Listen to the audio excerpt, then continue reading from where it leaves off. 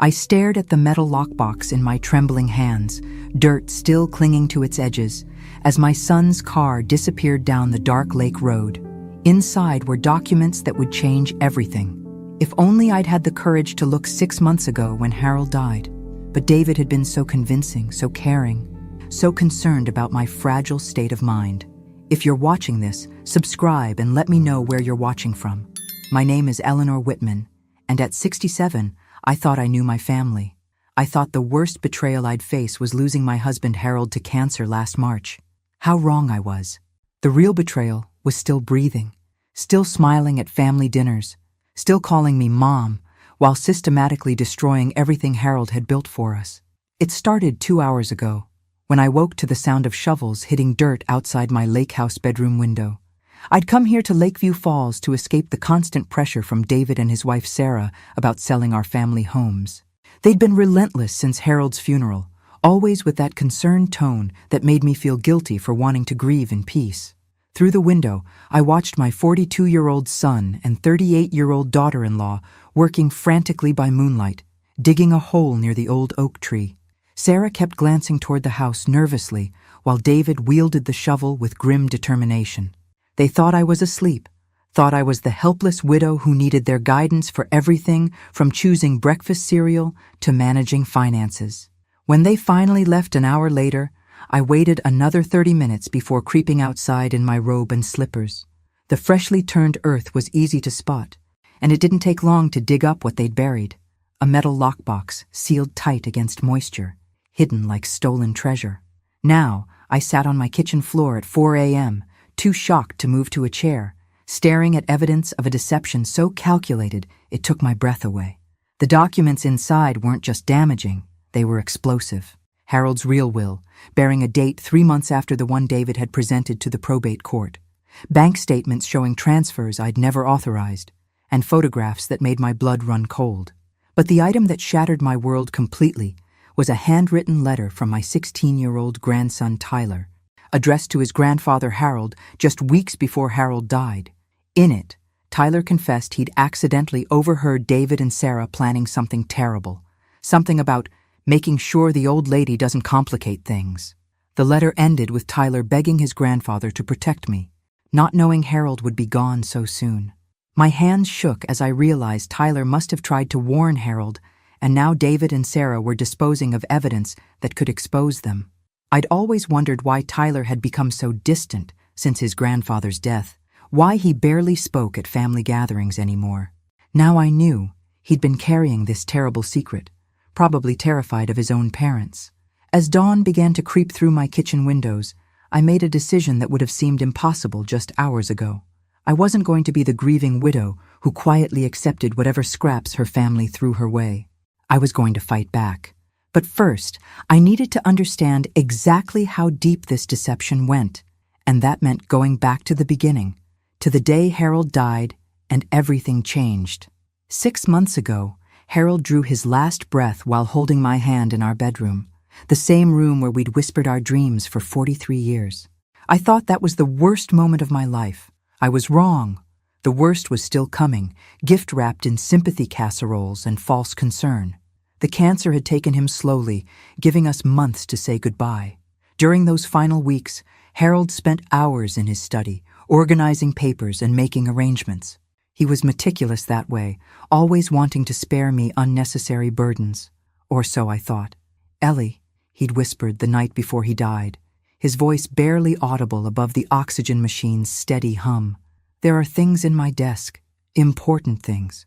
Promise me you'll look through everything carefully before you let anyone else handle the paperwork." I'd squeezed his hand, thinking he was worried about insurance documents and bill payments. "Don't worry about that now, darling. David said he'd help me with all the business details." Harold's grip tightened with surprising strength. "No, Ellie. Promise me you'll look first. Before David. Before anyone. I promise," I'd said, though I was already planning to let David handle the complicated financial matters. Harold had always managed our business affairs, and I felt overwhelmed by the thought of navigating bank accounts and legal documents while grieving. The day after the funeral, David arrived with Sarah and a sympathetic expression that should have triggered alarm bells. "Mom, I know this is difficult, but we need to start organizing Dad's papers. The probate process has deadlines, and there are financial accounts that need immediate attention." I was still wearing Harold's cologne-scented cardigan, still jumping every time the phone rang, expecting to hear his voice. The idea of sorting through his personal effects felt like torture. "Could we wait a few more days? I'm not ready." Sarah stepped forward, her voice gentle but firm.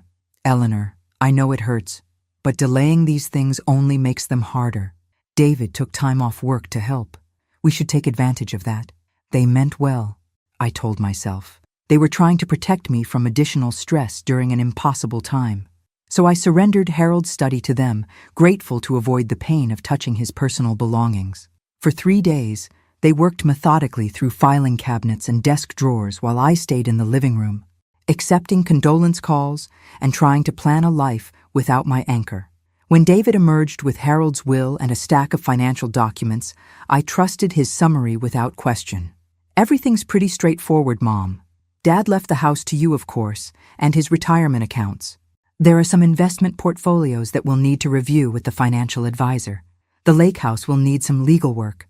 There's an issue with the deed that might affect the value." I nodded numbly, overwhelmed by details that seemed impossibly complex. Harold had always handled these matters, explaining them to me in simplified terms when necessary. Without him, I felt like I was drowning in legal terminology and financial jargon. "Don't worry about understanding everything right now," Sarah had said, rubbing my shoulder with practiced sympathy. "We'll take care of the complicated parts. You just focus on healing." I should have insisted on seeing every document myself. I should have honored Harold's final request to examine everything personally. Instead, I let grief and exhaustion cloud my judgment, allowing my son to guide me through decisions that would shape the rest of my life. 3 weeks later, David presented me with papers to sign. Transfers, authorizations, simplifications, he called them. "Just making things easier to manage, Mom. Consolidating accounts so you don't have to worry about so many different statements and passwords." I signed everything, trusting the man I'd raised to always tell me the truth. That night, alone in our too-quiet house, I finally entered Harold's study. His coffee cup still sat on the desk, a ring stain marking his place in a legal journal. I touched his reading glasses, still folded beside his laptop, and whispered an apology for breaking my promise. I should have looked then. I should have searched every drawer, examined every document, questioned every decision David had made on my behalf. But grief is a thief that steals clarity along with joy, and I was too broken to think clearly. Now, sitting in my lake house kitchen with Harold's real will spread before me, I understood the true cost of my trust. The question wasn't what David had stolen from me. It was what he planned to steal next. 3 months after Harold's funeral, David started the campaign. It began subtly, like most well-planned betrayals do, with casual observations designed to plant seeds of doubt about my independence. "Mom, this house is awfully big for just one person," he'd say during his weekly visits, which had become more frequent and purposeful since Harold died. "All these stairs, the maintenance, the property taxes, it's a lot to manage alone." I'd been managing our household finances for 43 years, but suddenly, David spoke to me like I was a child who'd never seen a checkbook. When I mentioned getting estimates for roof repairs, he frowned with exaggerated concern.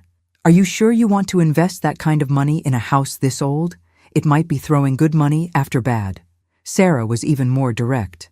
"Eleanor, you're rattling around in this place like a marble in a shoebox. Wouldn't you be happier somewhere more manageable? Maybe one of those lovely senior communities with activities and people your own age. People my own age." As if 67 meant I needed to be warehoused with other discarded elderly folks, playing bingo and discussing medication side effects. Harold had been 71 when he died, but nobody had suggested he move to a senior community. Funny how widowhood automatically aged a woman 20 years in everyone else's estimation. The pressure intensified when Tyler started his junior year of high school. "We've been thinking," David announced during Sunday dinner in early June, "Tyler's going to need money for college soon. Good colleges are expensive, and his grades are good enough for some really prestigious schools." "That's wonderful," I said, serving Tyler an extra helping of mashed potatoes. Harold and I always planned to help with college expenses. We set aside money specifically for that. David and Sarah exchanged one of those meaningful looks that excluded me from whatever silent conversation they were having. Well, that's the thing, Mom. The college fund isn't as substantial as Dad might have led you to believe. There were some investment losses, some unexpected expenses from his medical treatments. This was news to me. Harold had been proudly tracking Tyler's college fund for years, showing me statements that reflected steady growth. But when I asked to see current documents, David's explanation became vague and complicated. The thing is, Sarah jumped in, if you sold this house and the lake house, invested the proceeds properly, you could live very comfortably in a smaller place and help Tyler get the education he deserves. Tyler, who'd been unusually quiet during these family discussions, suddenly looked up from his plate. I don't need expensive colleges. I can go to community college first, save money. Nonsense, David said firmly. You're not settling for community college when you could get into Princeton or Yale. Your grandmother wants what's best for you. Don't you, Mom? The manipulation was subtle, but effective. They were positioning me as either generous or selfish, supportive or neglectful. Refusing to sell the houses meant I was prioritizing my own comfort over my grandson's future. I need time to think about this, I said, though part of me was already calculating how much the properties might be worth. Of course, Sarah said smoothly. We're not trying to pressure you. We just want you to have all the information you need to make the best decision. But the information kept changing. The roof repairs I'd planned became a money pit in David's assessment. The lake house I'd always treasured became a burden requiring constant maintenance. The neighborhood where Harold and I had raised our family became too isolated for a woman living alone. Every conversation steered back to the same conclusion. I should sell everything, downsize dramatically, and trust them to manage the proceeds for everyone's benefit. They painted pictures of cozy apartments with no maintenance responsibilities, senior communities with built-in social networks, and investment strategies that would ensure financial security for all of us. What they never acknowledged was what I'd be losing. The garden where I'd grown vegetables for 4 decades. The kitchen where I'd taught David to make Christmas cookies. The porch where Harold and I had shared our morning coffee for 20 years. The lake house where 3 generations of our family had created summer memories. But grief makes you vulnerable to others' certainty, and I began to doubt my own judgment. Maybe they were right. Maybe I was being selfish, clinging to houses I couldn't properly maintain while Tyler's future hung in the balance. The night I almost capitulated, I found myself standing in Harold's study again, surrounded by the absence of papers David had already removed. That's when I remembered Harold's strange urgency about examining everything carefully. I'd promised him I'd look through everything myself, and I'd broken that promise. But it wasn't too late to honor his final request, even if it meant challenging the son I'd trusted with everything. 2 weeks ago, I made the decision that probably saved my life, though I didn't know it at the time. I announced I was going to the lake house alone for some reflection and peace, and the reaction from David and Sarah should have been my first clue that something was seriously wrong. Mom, that's not safe, David said immediately. The lake house has been empty for months. What if something happens? What if you fall and no one knows? Sarah nodded vigorously. Eleanor, you shouldn't isolate yourself like that. It's not healthy to grieve alone. Why don't we all go together? Make it a family weekend? The idea of sharing my sanctuary with their constant chatter about selling properties and downsizing made me feel claustrophobic. I need some time by myself. I haven't had a moment of solitude since Harold died. But Mom, David pressed, you've never stayed there alone. Dad always handled the maintenance issues, turned on the utilities, checked the plumbing. What if something goes wrong? I looked at my 42-year-old son, the boy I'd raised to be independent and resourceful, now treating me like I was incapable of managing a weekend at a house where I'd spent every summer for 30 years. David, I'm 67, not 97. I think I can handle turning on water and checking that the electricity works. The conversation escalated into the first real argument we'd had since Harold's death. David insisted I was being reckless and stubborn. Sarah worried about my emotional state and suggested I was running away from necessary decisions about my future.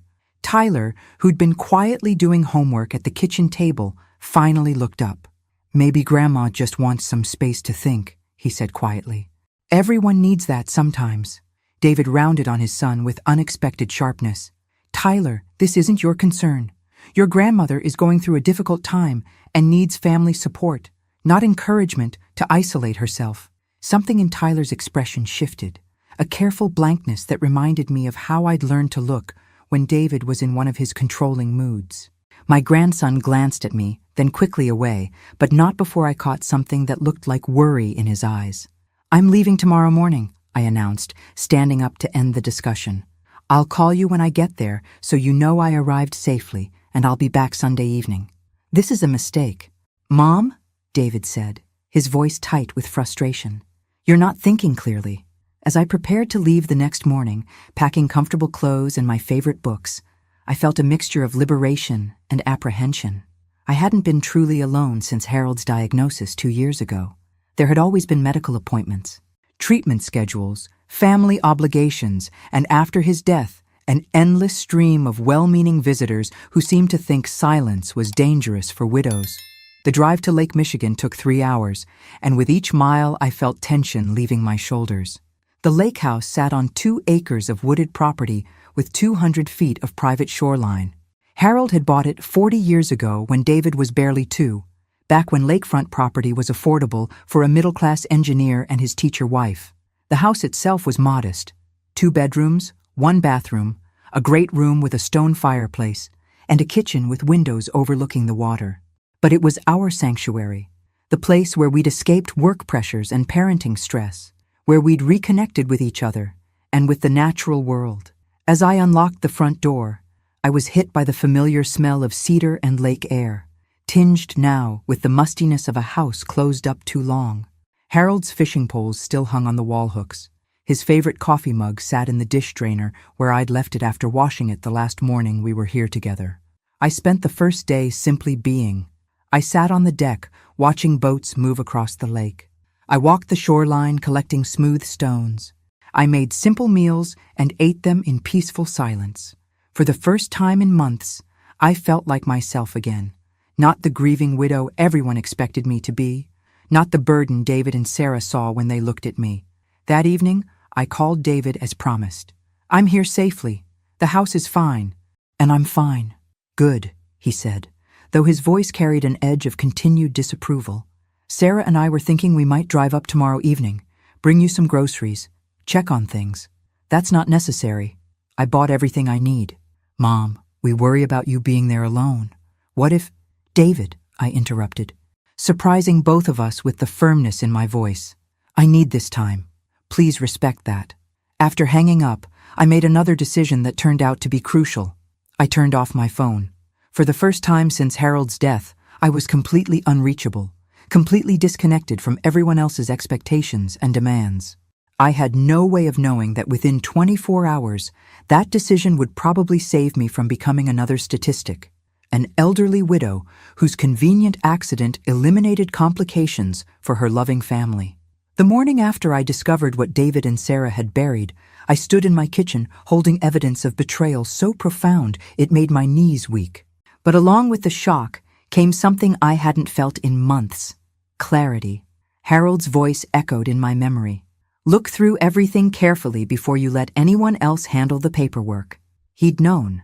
Somehow my husband had sensed what our son was capable of and tried to warn me. The real will was dated February 15th, just 6 weeks before Harold died, while the version David had shown me was dated the previous November. The differences were staggering. In Harold's real will, I inherited everything outright: the house, the lake house, all investments, all retirement accounts. David and Sarah were mentioned only as contingent beneficiaries if something happened to me. But in the fake will David had presented, everything was structured differently. The properties were left to David in trust, for my benefit, with him having control over decisions about selling or maintaining them. The investment accounts were jointly managed, requiring his approval for any withdrawals over $1,000. I'd been living as a guest in my own life, asking permission for decisions that should have been mine alone. The bank statements in the lockbox told an even more sinister story. 3 separate accounts I'd never heard of, all opened after Harold's death, all funded by transfers from accounts I thought David was simplifying for my benefit. Nearly $400,000 had been moved without my knowledge or consent.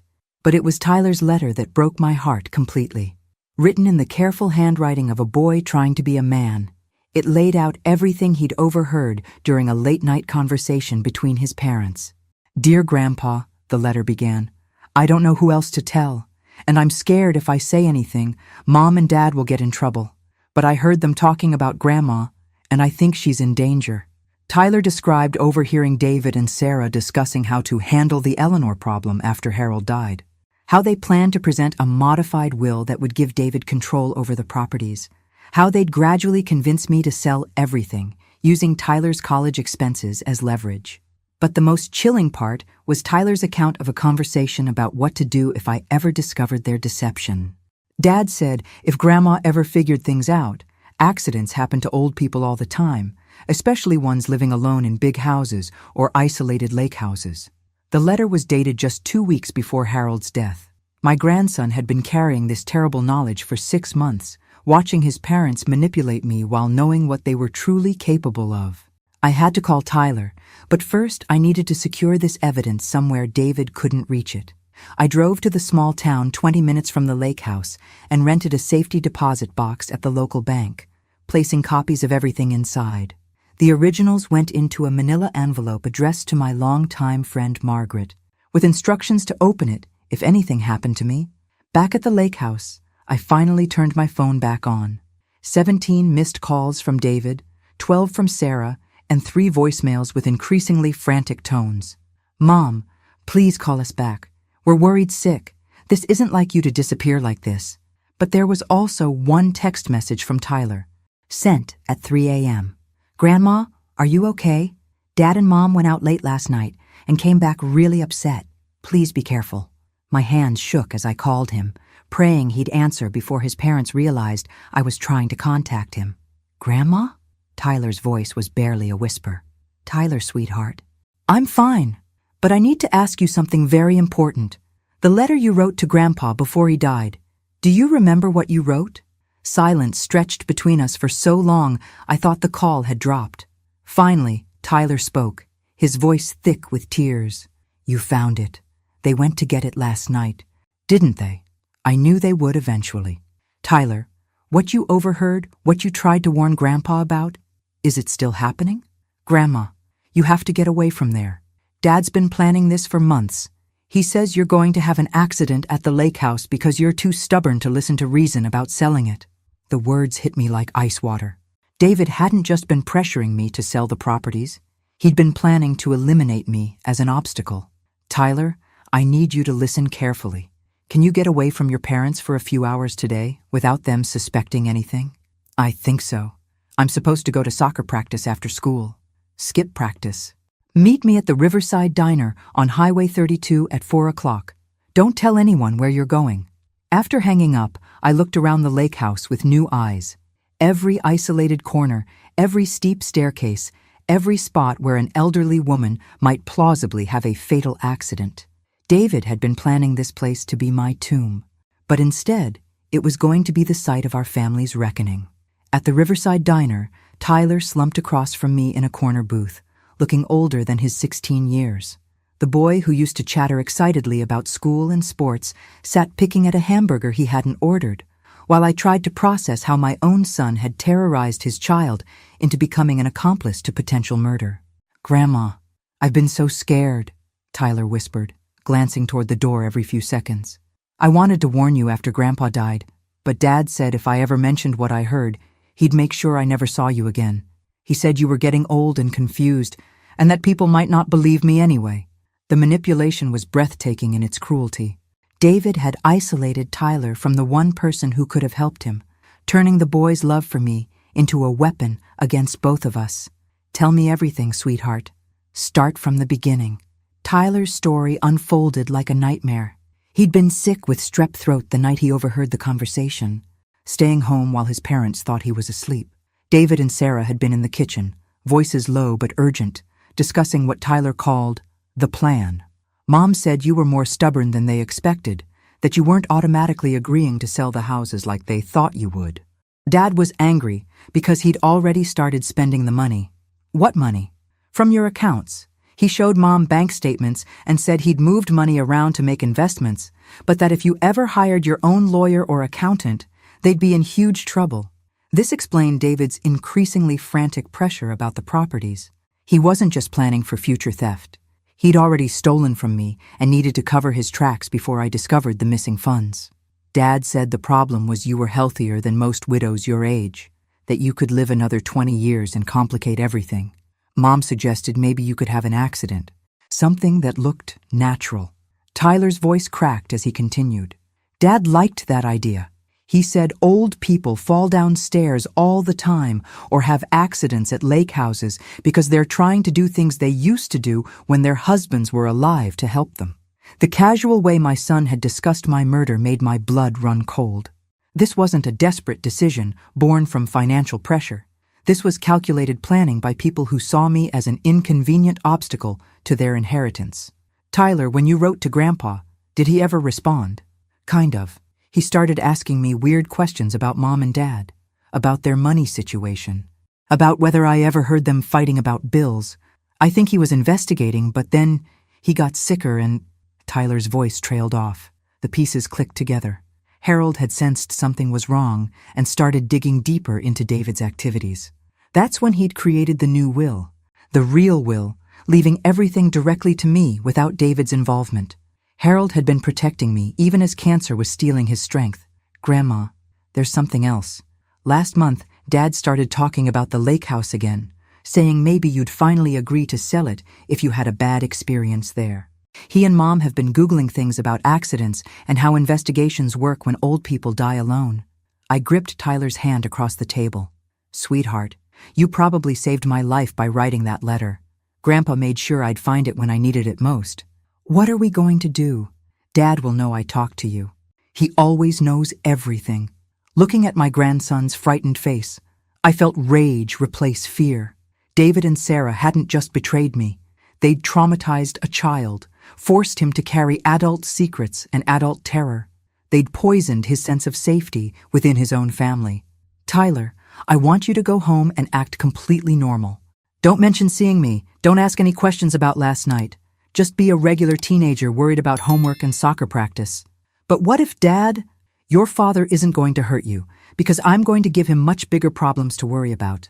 Tomorrow morning, I'm driving back to town, and I'm going to have some very interesting conversations with people your parents never expected me to contact. As Tyler left for home, I sat in the diner planning my next moves. David and Sarah thought they were dealing with a grief-stricken widow, too dependent and trusting to challenge their authority. They had no idea they'd just declared war on a woman who'd finally found her strength. Harold's voice whispered in my memory one more time. Look through everything carefully. I had my darling husband, and what I'd found was going to destroy the people who'd tried to destroy us both. Tomorrow, the real reckoning would begin. Monday morning at 9 sharp, I walked into the law offices of Patterson and Associates, carrying my purse and 43 years of marriage to a man who'd protected me even in death. James Patterson, no relation to the novelist but equally good at handling twisted plots, listened to my story without interrupting once. Mrs. Whitman, he said when I finished, what you're describing constitutes multiple felonies: document forgery, elder financial abuse, conspiracy to commit fraud, and if your grandson's account is accurate, conspiracy to commit murder. I'd chosen Patterson because Harold had mentioned him years ago as someone who specialized in estate disputes and had a reputation for being absolutely ruthless when protecting elderly clients. He looked like someone's grandfather with his silver hair and reading glasses, but his eyes held the sharp intelligence of a man who'd seen every kind of family betrayal imaginable. What I need to know is whether we have enough evidence to stop them permanently. Patterson studied the documents I'd spread across his conference table. Oh, we have more than enough. The question is whether you want to pursue criminal charges or handle this as a civil matter. What's the difference? Criminal charges mean David and Sarah could face jail time. Civil proceedings focus on recovering your assets and establishing legal protections. Criminal is more public, more devastating to their reputations, but also more uncertain in terms of timeline. I thought about Tyler.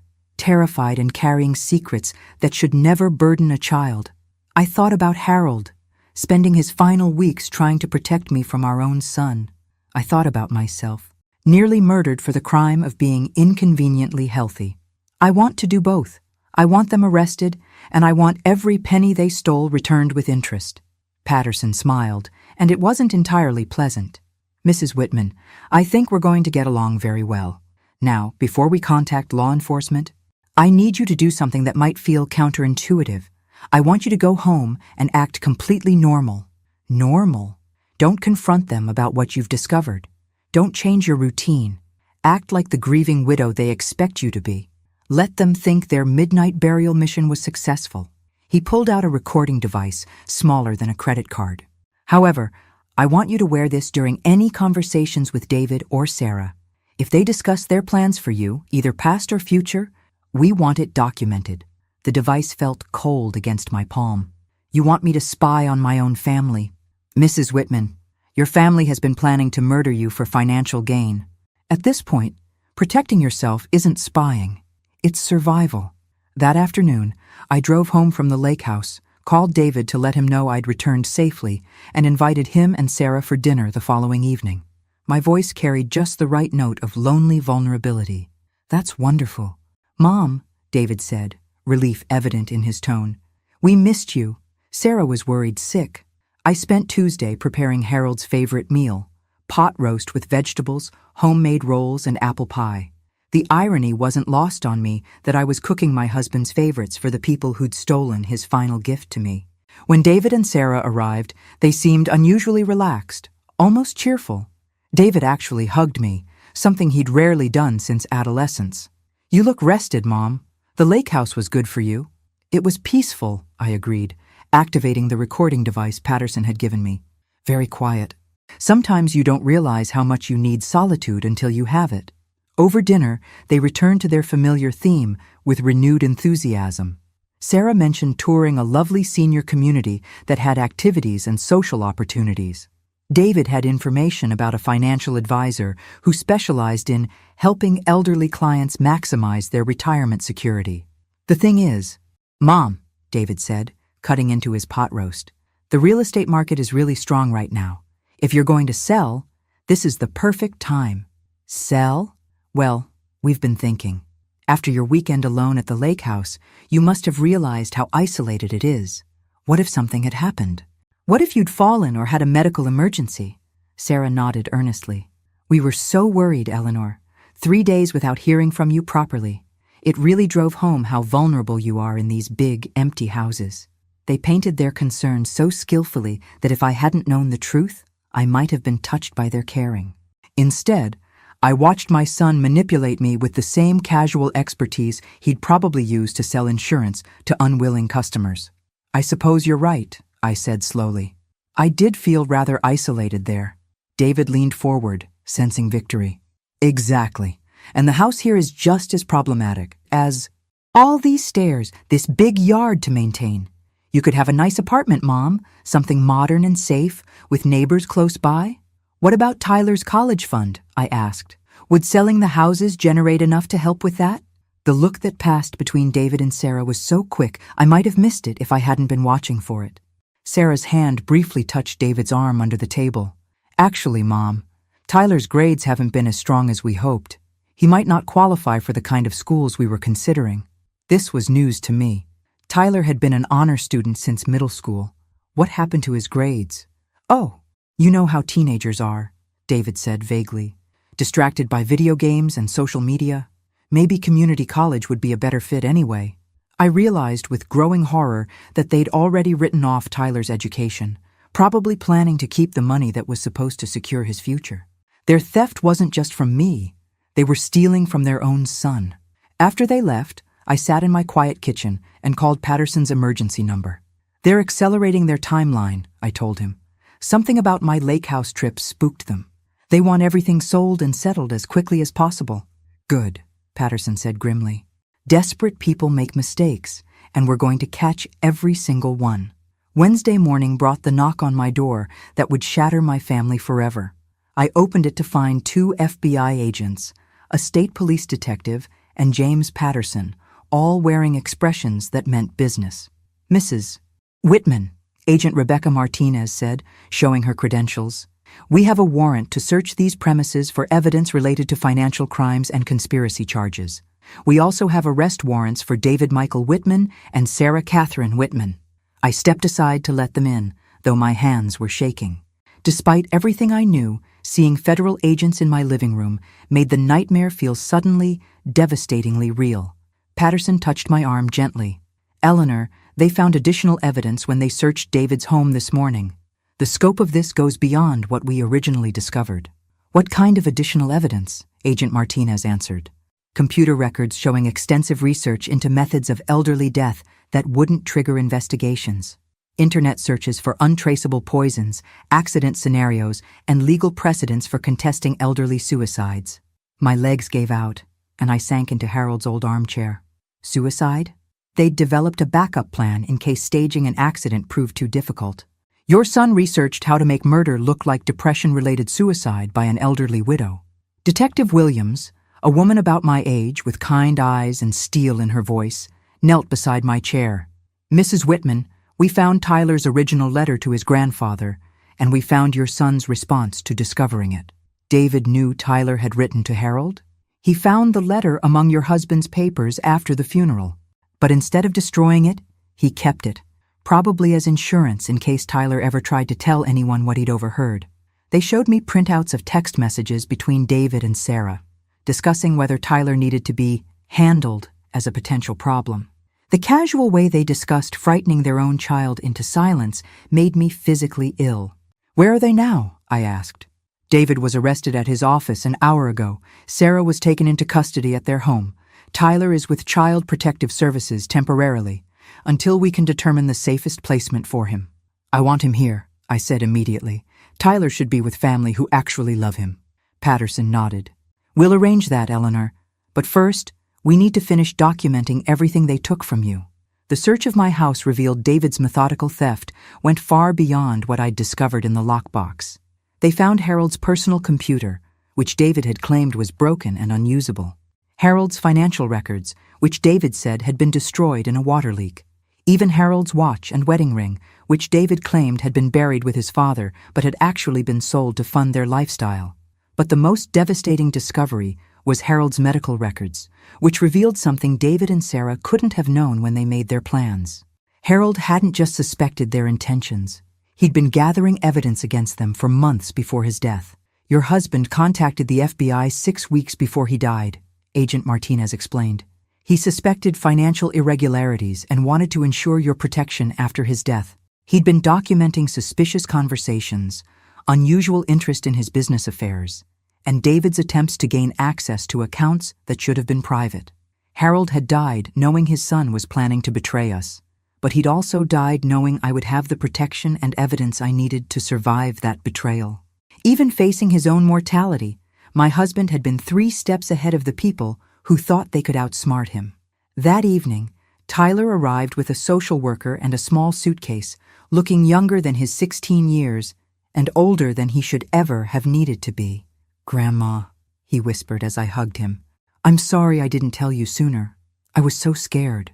"You did exactly what you needed to do to survive, sweetheart. You have nothing to apologize for." As we sat together on the couch where Harold used to read him bedtime stories, Tyler told me about the morning his parents were arrested, how Sarah had screamed at the officers that this was all a misunderstanding, how David had tried to convince everyone that I was a confused elderly woman being manipulated by predatory lawyers.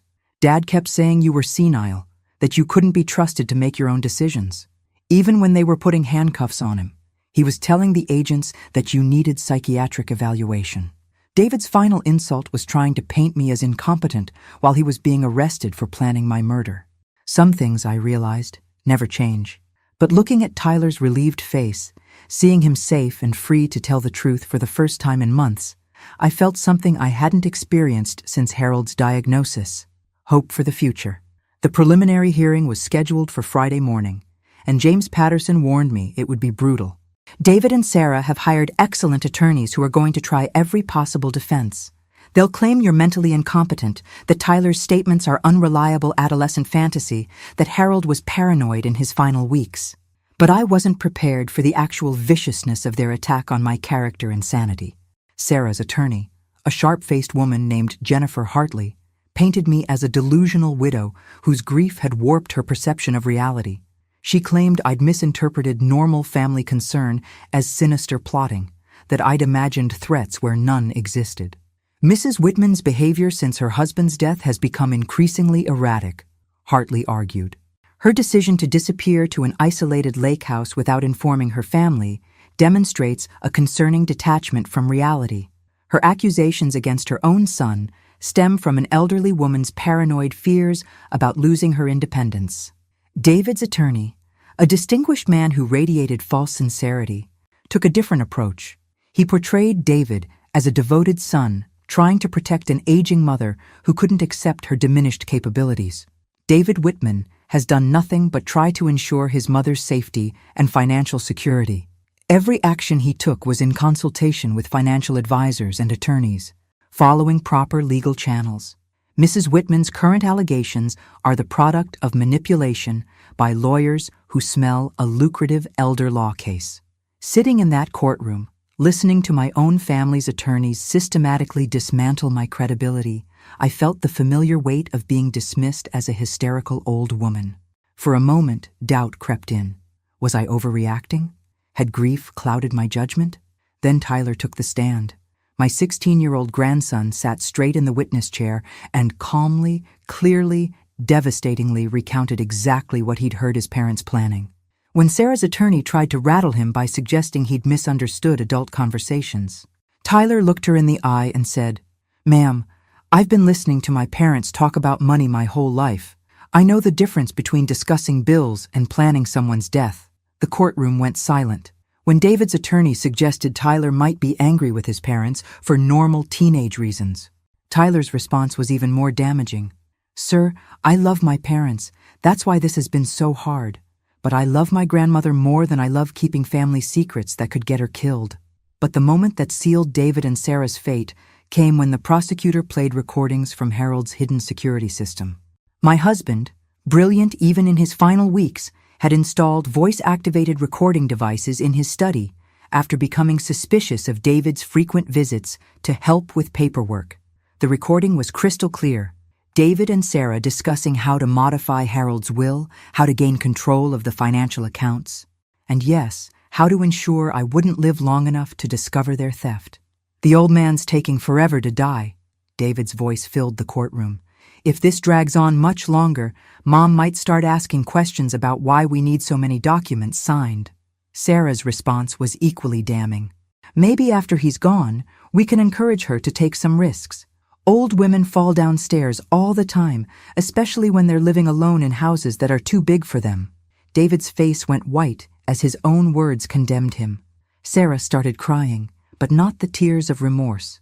The angry tears of someone whose perfect plan had been destroyed by evidence she never knew existed. The judge denied bail for both defendants, citing flight risk and the severity of the charges. As they were led away in handcuffs, David turned to look at me one last time. "You'll regret this, Mom," he called out, his mask finally slipping completely. "You'll die alone in that house, and it'll serve you right, even facing prison." My son's last words to me were a curse. I realized then that the David I thought I'd raised, the boy I'd loved and nurtured, had perhaps never existed at all. But Tyler was beside me, his hand in mine, proof that love and decency could survive even in a family poisoned by greed and betrayal. Outside the courthouse, Patterson handed me a folder thick with financial documents. "Eleanor, there's something else you need to know. The money David stole from you, he didn't just spend it on luxuries. He'd been gambling, making high-risk investments, trying to multiply it quickly. How much is left?" Patterson's expression was grim. "About 30,000 out of the 400,000 he took. The rest is gone." I looked at Tyler, who was listening with the expression of someone much older than 16. "Well," I said, surprised by the lightness in my own voice, "I suppose it's a good thing I still have 2 houses to sell after all." 3 weeks after the preliminary hearing, Tyler and I were cleaning out Harold's study when we discovered something that changed everything we thought we knew about my husband's final months. Hidden behind a false back in Harold's desk drawer was a manila envelope marked "For Eleanor, Final Insurance Policy." Inside were documents that revealed Harold hadn't just been protecting me from David's theft. He'd been protecting Tyler from something far worse. "Grandma," Tyler said quietly, "what's a paternity test?" My hands stilled on the papers. According to the documents Harold had compiled, David wasn't Tyler's biological father. DNA testing Harold had secretly arranged showed that Tyler was actually the son of Sarah's college boyfriend, a fact Sarah had hidden from everyone, including David. But Harold had discovered Sarah's secret when he noticed Tyler's blood type on medical records didn't match what should have been possible with David's genetics. Further investigation revealed Sarah had been receiving money from Tyler's biological father for years. Money she'd been hiding from David and using for her own purposes. "Tyler, sweetheart, this doesn't change anything about how much you're loved, but it explains some things about why your parents were so desperate for money from my accounts." Sarah had been living a triple life, lying to David about Tyler's parentage, lying to Tyler's biological father about David's financial situation, and stealing from all three sources to maintain her lifestyle. When Harold discovered this, he'd realized the depth of deception in his son's marriage. But there was more. Harold's notes revealed he'd confronted Sarah privately about the paternity issue, offering to keep her secret in exchange for her leaving our family alone after his death. Sarah had agreed, promising to convince David to stop pressuring me about the properties. Instead, she'd escalated her plans, realizing that Harold's knowledge made her vulnerable to exposure even after his death. If I remained alive and sharp enough to ask questions, eventually the truth about Tyler's parentage might come to light, destroying her marriage and her access to both David's future inheritance and Tyler's biological father's support money. She wasn't just planning to kill me for David's inheritance, I told Patterson when he arrived that evening. She was planning to kill me to protect her own secrets. Patterson studied the DNA results and Sarah's financial records that Harold had meticulously documented. "Eleanor, this gives us leverage we didn't have before. Sarah's been committing fraud against Tyler's biological father for 16 years. She's been claiming David couldn't afford child support while simultaneously stealing from you to fund her lifestyle." Tyler sat quietly through this explanation, processing information that redefined his entire understanding of his family. Finally, he looked up at me with Harold's intelligent eyes. "Does this mean David isn't really my dad? David raised you, sweetheart. That makes him your dad in all the ways that matter. But it also means you have a biological father who's been trying to support you financially all these years without knowing David was well off enough to provide for you himself." That evening, Patterson contacted Tyler's biological father, Dr. Michael Chen, a pediatric surgeon in California, who'd been sending Sarah monthly support checks for 16 years under the impression that David was a struggling teacher, unable to provide for his son. Dr. Chen's response was immediate and decisive. He wanted to meet Tyler, wanted to establish a relationship, and wanted Sarah prosecuted for the fraud she'd perpetrated against both his family and ours. But mostly, Patterson told us after speaking with Dr. Chen, he wants to ensure Tyler has every opportunity for the future that he's been trying to provide all along, including a college fund that Sarah never told anyone about. Tyler learned he had a half-sister in California, a stepmother who'd known about him for years, and a biological father who'd never stopped hoping to be part of his life. Most importantly, he learned he had a family who'd been trying to love and support him from afar, just as I'd been loving and supporting him up close. The next morning brought news that Sarah had been rushed to the prison medical facility after what guards described as a complete emotional breakdown. When confronted with evidence of her 16-year fraud against Dr. Chen, she'd confessed to everything in a desperate attempt to negotiate a plea deal. "She gave up David completely," Patterson informed me, confirmed that the murder plot was his idea originally, that she'd encouraged it because she needed you silenced permanently. She's hoping cooperation will reduce her sentence. David's response to Sarah's betrayal was swift and vicious. Through his attorney, he demanded Tyler be subjected to questioning about his false memories and coached testimony. He wanted Tyler's biological parentage investigated, claiming Sarah had manipulated the DNA results as part of her scheme against our family. Even facing life in prison, David was still trying to destroy a child who'd done nothing but tell the truth. But Tyler had something David never expected: a biological father with resources, connections, and 16 years of suppressed protective instincts finally unleashed. Dr. Chen's first act as Tyler's acknowledged father was hiring his own team of attorneys to ensure David could never hurt his son again.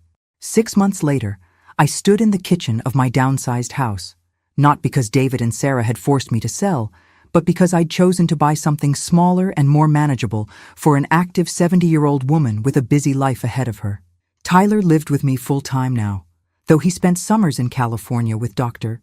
Chen and his half-sister Lisa.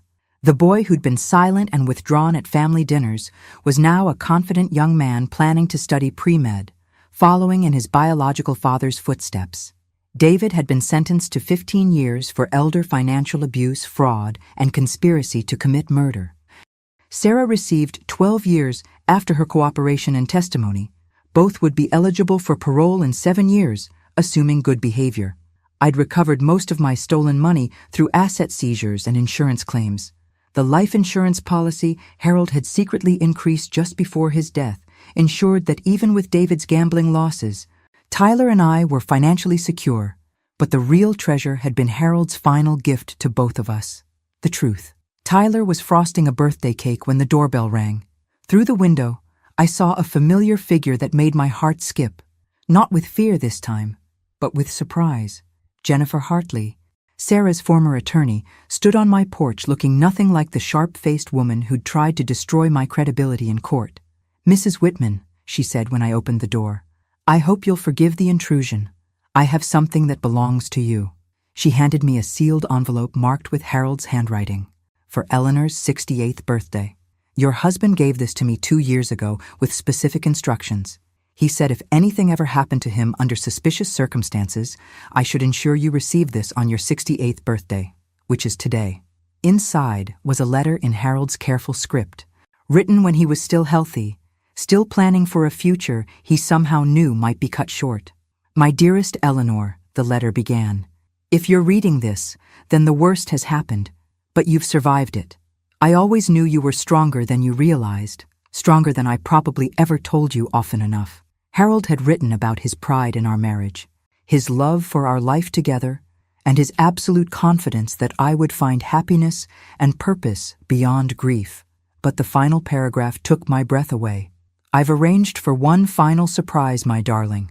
Check the safe deposit box we opened for our 25th anniversary, the one you probably forgot about. Inside, you'll find documents for the little cottage by the lake in Vermont where we honeymooned. I bought it 3 years ago as a surprise for your retirement. It's yours now, a place to build new memories while honoring the old ones." Tyler looked up from his cake decorating as I finished reading, my eyes bright with tears that were joy instead of grief for the first time in months. "Good news, Grandma?" "The best news, sweetheart. Your grandfather left us one more treasure to discover." That evening, as Tyler and I celebrated my 68th birthday, with Dr. Chen joining us via video call from California, I reflected on how dramatically my life had changed.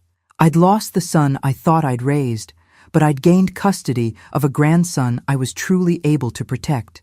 I'd discovered betrayal that could have destroyed me, but I'd also discovered strength I never knew I possessed. Most importantly, I'd learned that Harold's love had been the greatest gift of my life. Not because it made me dependent, but because it had made me strong enough to survive anything, even losing him. The phone rang as we were cleaning up birthday dishes. Tyler answered with the easy confidence of a young man who no longer feared unexpected calls. "Grandma," he said, holding out the phone with a grin, "it's Margaret from your book club. She wants to know if you're still planning to lead the discussion on that mystery novel next week." I took the phone, thinking about Harold's letter, about the Vermont cottage waiting to be discovered, about the future I was finally free to plan for myself. "Tell Margaret I'll be there," I said, "and that I've got some incredible stories to share about how the most shocking plot twists always come from the people you least suspect." Outside, the autumn evening was crisp with possibility. Inside, Tyler was doing homework while video chatting with his half-sister about college plans. Upstairs, Harold's wedding ring sat in my jewelry box next to the birthday earrings Tyler had given me. For the first time since Harold's death, I wasn't haunted by what I'd lost. I was excited about what I still had left to discover. Thanks for listening. Don't forget to subscribe and feel free to share your story in the comments. Your voice matters.